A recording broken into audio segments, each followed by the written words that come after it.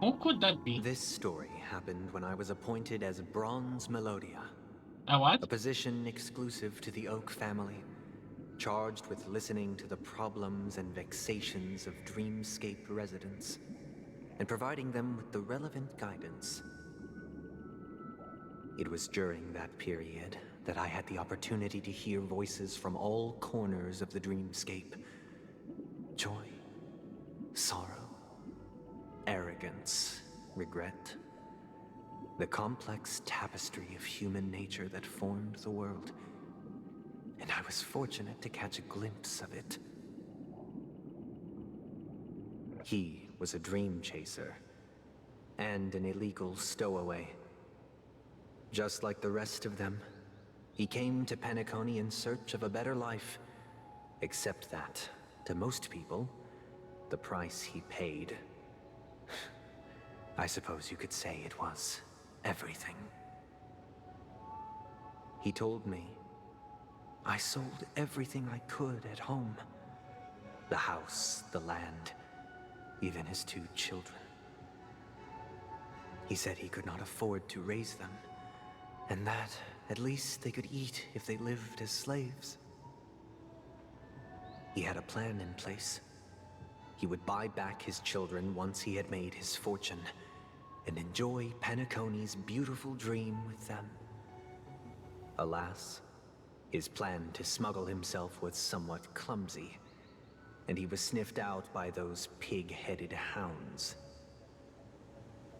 After hearing the Dream Chaser's story, I immediately appealed to the Bloodhound family to cease their pursuit. That way, at least he could live peacefully.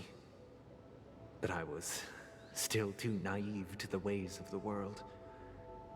I did not anticipate that what I thought was a kind gesture would later lead to dire consequences. I'll tell you the outcome soon. For now, I'd like you all to make a choice. Will you do as I did, and try to convince the Bloodhound family to stop their pursuit, so that the Dream Chaser may live peacefully and realize his wishes? Or will you remain silent, leaving him to languish while the hounds are hot on his heels, until his inevitable judgment arrives? I look forward to everyone's decisions. Who knows? Perhaps they might even alter the outcome of this tragedy.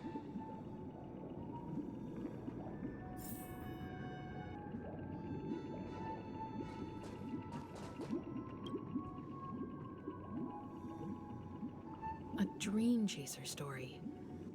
If I acted out of kindness, I would probably ask the Bloodhounds to stop their pursuit and lend him a hand. But what cruel repercussion would this choice result in? I think Sunday must have been deeply impressed by the limitations of the strong defending the weak through this incident.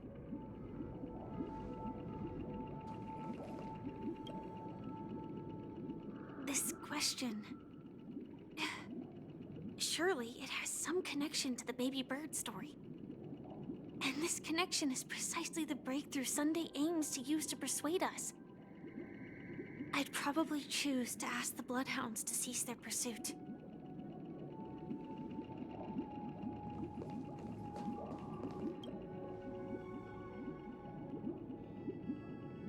It seems illegal stowaways are really quite common on Penacony. But how? That guy in the story, I don't think he deserves any sympathy at all. He sold his kids to chase a dream. Even if he intended to go back for them, it's still insanely irresponsible. With that thought, there's only one choice. Let the Bloodhound send him back home. This person deserves to be punished. Oh wow. So we have 2 to 1. Hmm.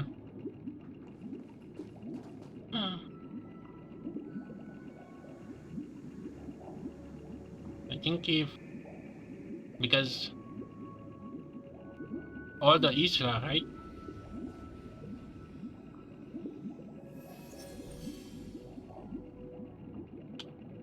I guess we're gonna take the. Although if I pick, I guess it's gonna be 2-2. But.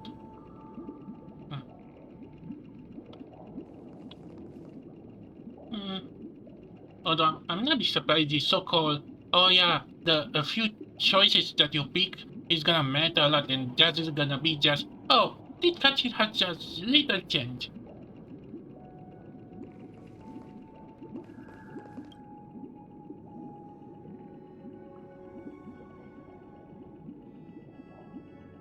I'm honored to witness you arriving at the same decision. Out of respect, I'll share with you the dire consequences that my choice back then brought about.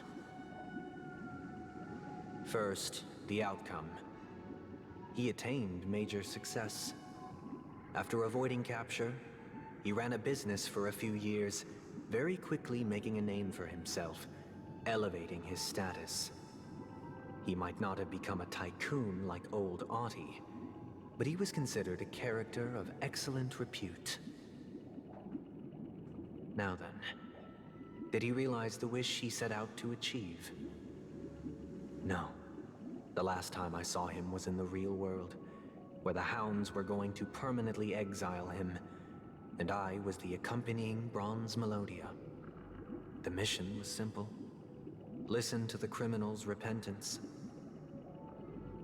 He told me the reason he was in this predicament was because he conspired to usurp the head of the Alfalfa family. When I asked him about his 2 children, he instead responded with a question. What children?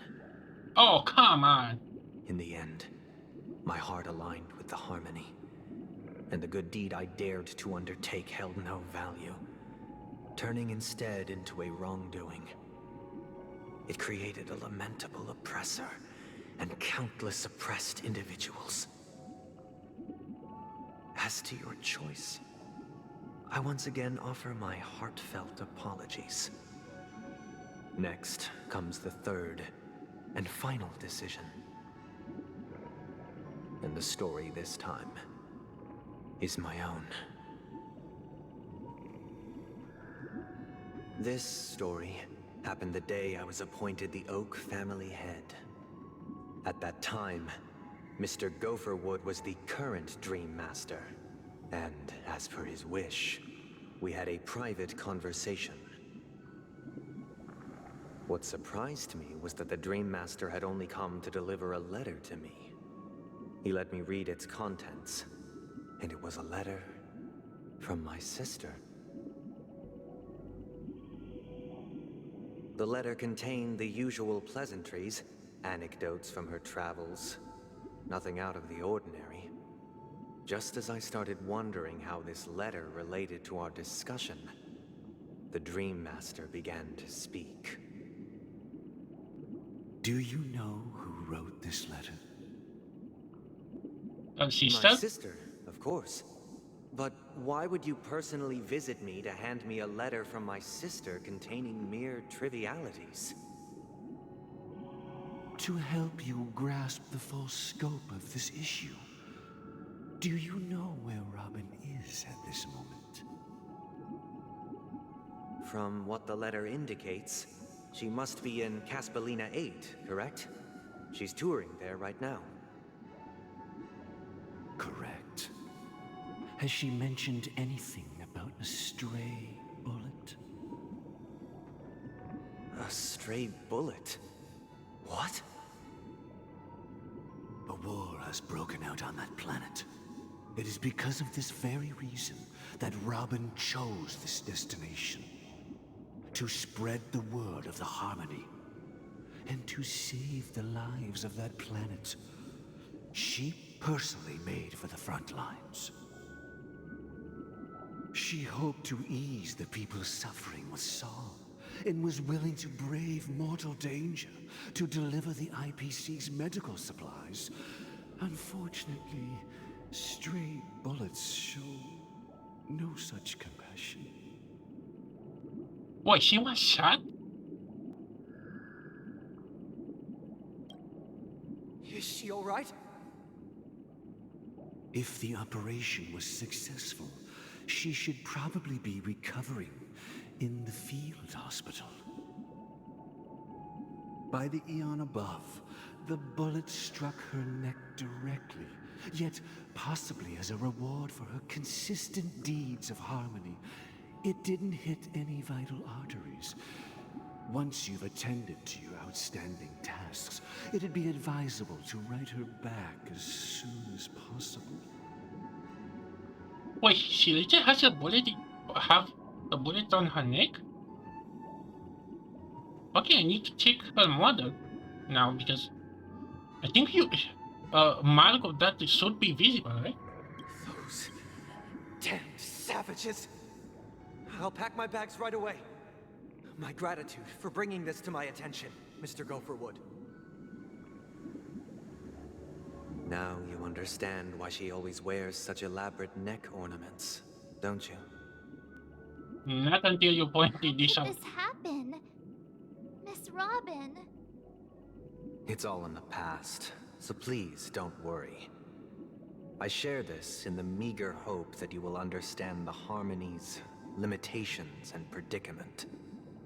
As grandiose as the strong defending the weak sounds, many times, it is nothing more than wishful thinking. Likewise, I've prepared one last question, one last choice. But rest assured, this choice will not have any grave consequences.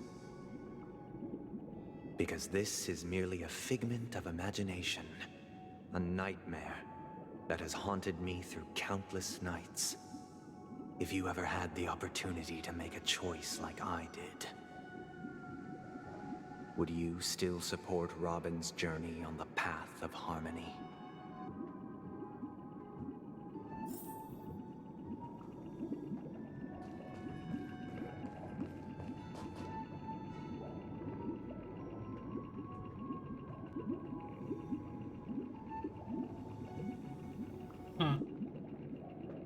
I think don't stop play. I think it's kind of obvious. Even if this path may not help her, you're his brother. You're supposed to support him. What do you guys have to say? I can't believe that happened to Miss Robin. The strong defending the weak is a great mantra, but if I had to pay such a price, I don't know what I'd do. I guess they don't have anything to say. I often feel like I've dreamt of similar scenes on certain nights. In the dream, I see blurry faces. Okay, another I fact. don't know who they are, but I sympathize with all of them. Fighting for survival against some unfathomable force. Their confusion and fear are lucid to me. But I also remember they chose never to give up. Just like Miss Robin. If Mr. Sunday's question leaves you puzzled, you should find the answer from your own experiences. With each trailblaze, dangers and tribulations will surely follow. But would you ever back away? Would you stop March and Don Hung from reaching their next destination? I believe you have an answer of your own in your heart.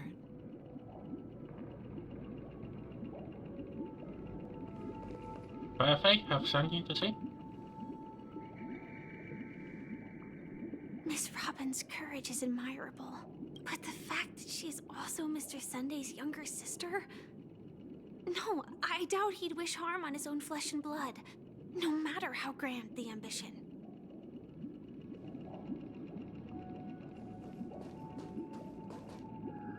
You know what? Although this is a game and we can replay it again and again, pick all the other choices we not usually pick.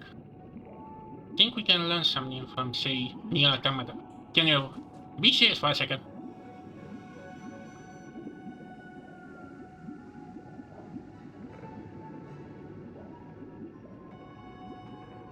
Like he says, the strongest survive, and they can write history.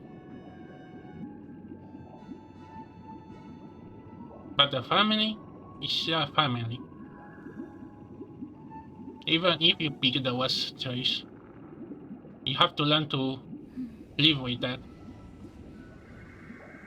You know? I shouldn't bring that up, but that's kinda my issues with Seven. Trying to make a multiverse and multiple choice, like, oh yeah, we're gonna do this time happy time and all that. But no, as like the original game, they have to live with their choices. People die, and we have to live with their legacy. So I'm gonna pick this.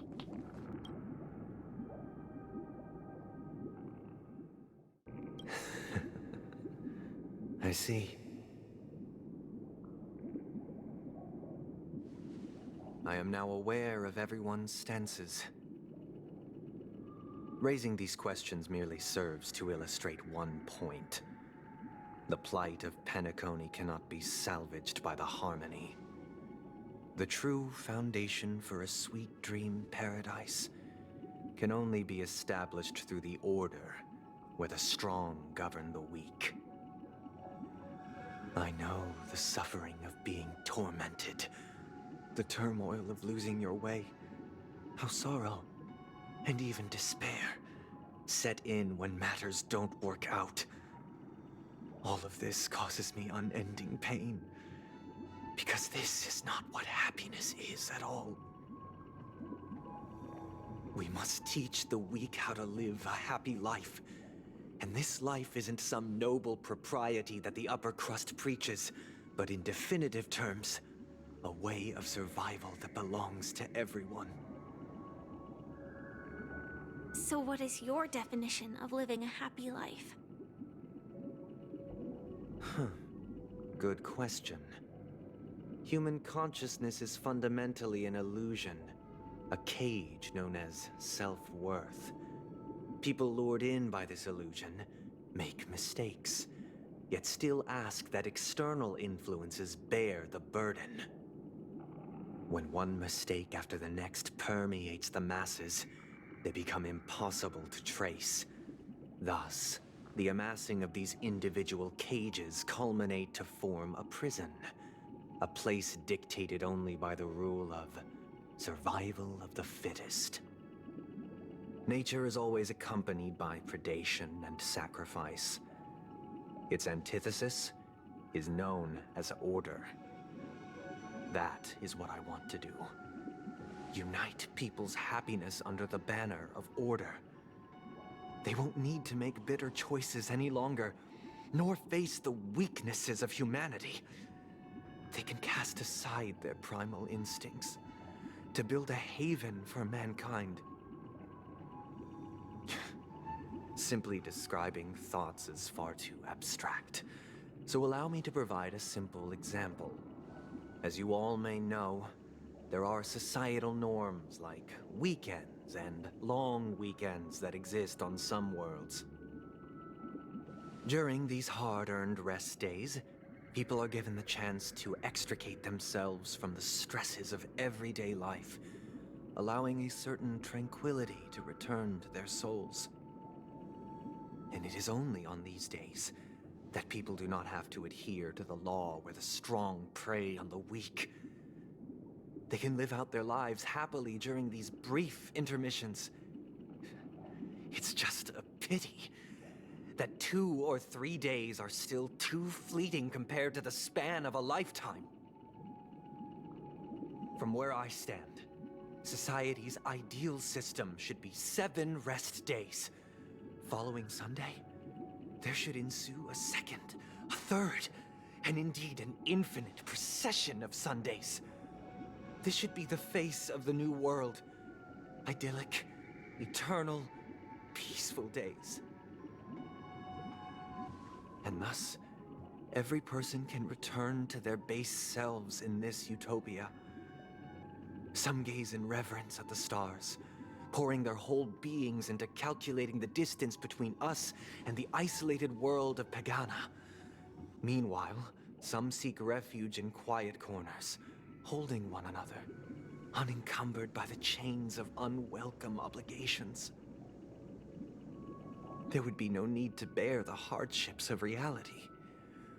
Only in this way can humanity face the inevitable end with the purest of spirit, living a life of dignity. This is what it is to live in bliss.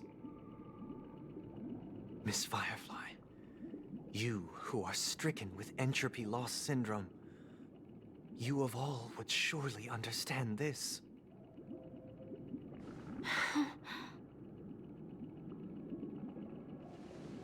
It sounds like a flawless theory.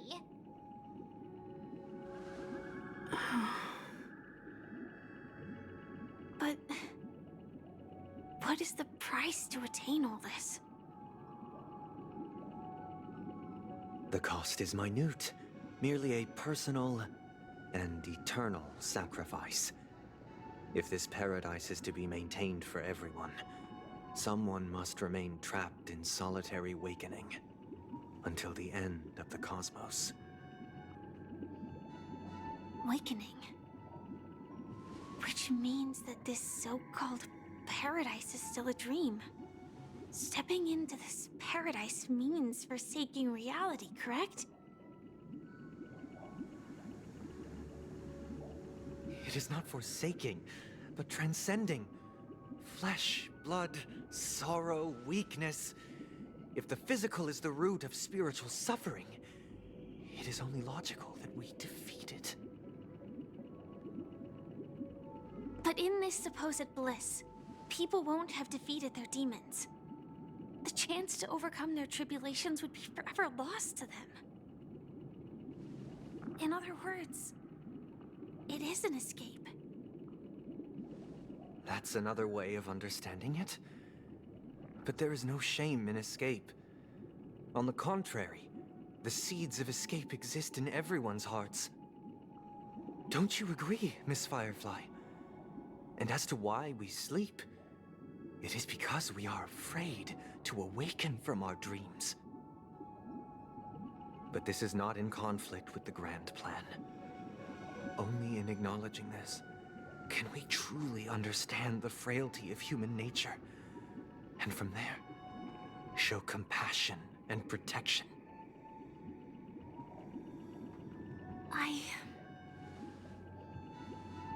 I admit that you are a born leader. Your perspective on humanity brims with pessimism. Yet you express compassion for all, even when your heart pities them. But unlike you, I live for the self. From my perspective, individuals making choices for themselves is their birthright. The want to escape may be innate in the weak. But whether they are weak or not, it is not up to another to decide. Perhaps in your mind, you also view me as weak?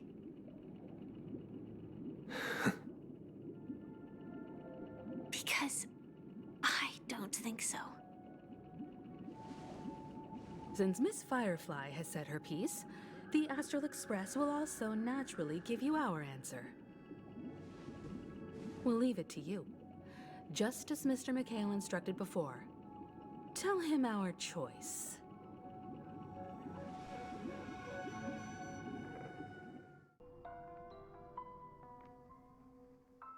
What Another? is this place? Huh? No? Does this place ring any bells, Misha? Huh? I don't know, but I feel a sense of deja vu. What is this place? Wait. What kind of backup plan we plan? Wait, is he the monster?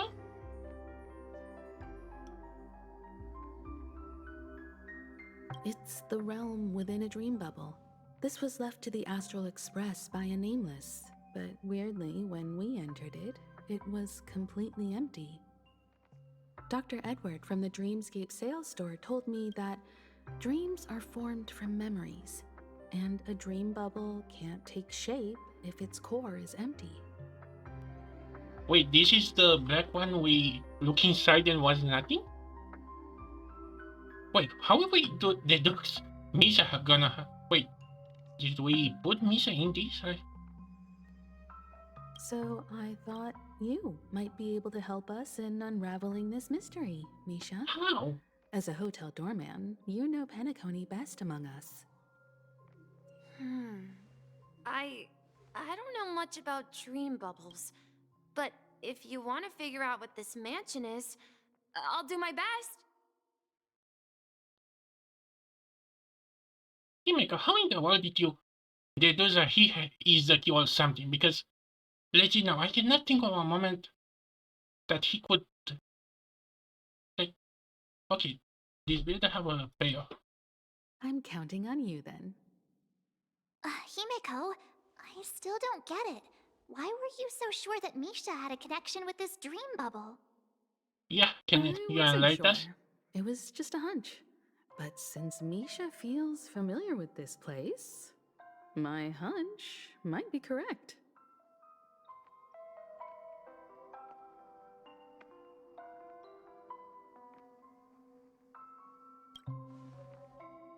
Exactly.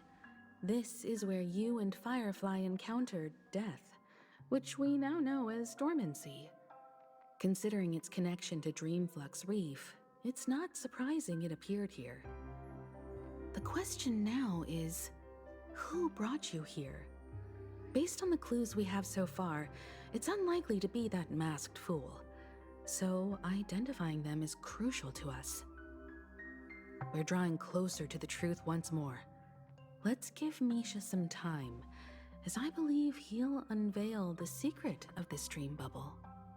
Really? Alright, Literally in the last but minute. there are doors all over the place. Which one should we choose? Do you have any idea, Misha? I guess maybe this way?